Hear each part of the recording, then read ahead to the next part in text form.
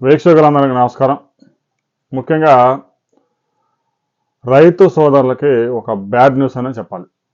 ఇప్పటికే వ్యవసాయ రంగం సంక్షోభంలో కూరుకుపోయి వ్యవసాయం చేయాలా లేదా, ఏ పంట వేయాలి, ఏ పంట వేస్తే కనీసం పెట్టుబడులన్న చేతికి వస్తాయని రైతు సోదరులంతా ఆందోళన చెందుతూ ఉంటే, అమెరికాలో జనవరి 22వ తేదీ పదవి బాధ్యతలు చేపట్టిన డొనాల్డ్ ట్రంప్ తీసుకుంటున్న తొగ్లక్ నిర్ణయాలతో వ్యవసాయ రంగం కూడా మరింత సంక్షోభంలోకి జారిపోతా ఉంది. చాలా రంగాలను ఇప్పటికే దెబ్బేశాడు, వ్యవసాయ రంగం మీద కూడా పడ్డాడు. దీనికి ప్రధాన కారణం అమెరికాలో వ్యవసాయం చేస్తున్న 4% మంది రైతుల్ని రక్షించేందుకు అమెరికా ప్రభుత్వం 1,00,000 కోట్ల విలువైన ప్యాకేజీ ప్రకటించింది. అమెరికాకి ముఖ్యంగా భారతదేశం నుంచి రొయ్యలు, బియ్యం ఎగుమతులు పెద్ద ఎత్తున జరుగుతూ ఉన్నాయి.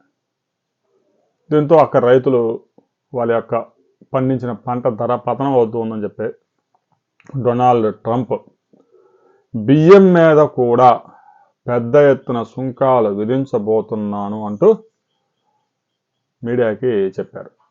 మరో నెల రోజుల్లో అమెరికాతో ఒక కీలక ఒప్పందం MOU జరగనున్న నేపథ్యంలో అమెరికా తీసుకున్న నిర్ణయంతో ముఖ్యంగా దక్షిణాది రాష్ట్రాలు, పశ్చిమ బెంగాల్, దక్షిణాది రాష్ట్రాల్లో ఆంధ్రప్రదేశ్, తెలంగాణ, కర్ణాటక, తమిళనాడు, కేరళ ఈ రాష్ట్రాల్లో ఎక్కువగా వరి పంట పండించడం కానీ, ఆ ధాన్యం, ఆ బియ్యాన్ని ఉపయోగించడం కానీ జరుగుతూ ఉంది. ఇక ఉత్తరాదికి వెళ్ళేసరికి పశ్చిమ బెంగాల్లో పెద్ద ఎత్తున సాగు చేస్తూ ఉన్నారు. ఈ మధ్యకాలంలో ఛత్తీస్గఢ్లో కూడా వరి సాగు గణనీయంగా పెరిగింది. దాదాపు 20 కోట్ల మంది రైతులు ప్యాడీ సాగు చేస్తూ ఉన్నారు. ధరలు ఇప్పటికే అత్యంత దారుణంగా ఉన్నాయి. సన్నధాన్యానికి కూడా గిట్టుబాటు ధర లేదు. పౌర సరఫరాల శాఖ ద్వారా కొంతవరకు ప్రభుత్వం కొనుగోలు చేస్తుంది కాబట్టి ఆ దొడ్డు రకాలకి సమస్య లేదు ప్రస్తుతానికి. రాబోయే రోజుల్లో సన్నధాన్యం ధరలు మరింత పతనమయ్యే అవకాశం ఉంది.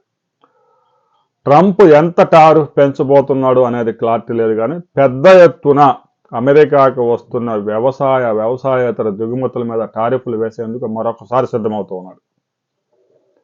ప్రతిదీ అమెరికాలోనే తయారు చేయాలి, విదేశాలకు ఎగుమతి చేయాలి అనేది లక్ష్యంగా పెట్టుకున్నాడు. అమెరికా మాత్రం మన దగ్గర నుంచి ఏమీ దిగుమతి చేసుకోదట. అమెరికా నుంచి మాత్రం మనం అన్నీ కొనుగోలు చేయాలని అమెరికా అధ్యక్షుడు ఆదేశాలు జారీ చేస్తూ ఉన్నాడు.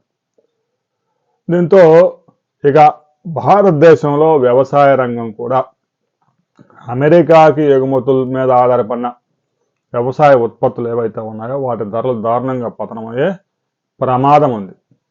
ఆల్టర్నేటివ్ మార్కెట్ మనం వెతుక్కోవాలి. చైనా వారు ఏదైతే గడిచిన 8 నెలలుగా అమలు చేసిన పాలసీ ఏదైతే ఉందో, అమెరికా అధ్యక్షుడు ఎప్పుడైతే చైనా మీద 250% టారిఫ్ వేశాడో వెంటనే చైనా అమెరికాకి ఆల్టర్నేటివ్గా వాణిజ్యాన్ని అభివృద్ధి చేసుకొని $1,00,000 ట్రిలియన్ మిగుల్లోకి వెళ్ళింది.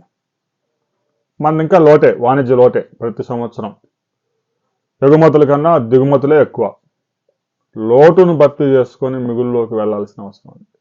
వ్యవసాయ రంగాన్ని ఆదుకోవాలి. అమెరికాకి ఆల్టర్నేటివ్గా ఏ దేశాలకు వ్యవసాయ ఉత్పత్తులు ఎగుమతి చేయడానికి అవకాశం ఉందనే అంశాల మీద స్టడీ చేయాల్సిన అవసరం ఉంది. అమెరికాతో ఇక డొనాల్డ్ ట్రంప్తో పెట్టుకుంటే వ్యవసాయ రంగాన్ని, ముఖ్యంగా రైతులను కూడా కుదేలు చేసే ప్రమాదం ఉంది. ఇప్పటికైనా కేంద్ర ప్రభుత్వం అమెరికాకు ఆల్టర్నేటివ్గా వాణిజ్యాన్ని పెంపొందించుకుంటే భవిష్యత్తు ఉంటుంది, లేదంటే అంధకారమే మిగులుతుంది. దీనిపైన ప్రతి ఒక్కరూ మీ అభిప్రాయాలు కామెంట్ చేయండి.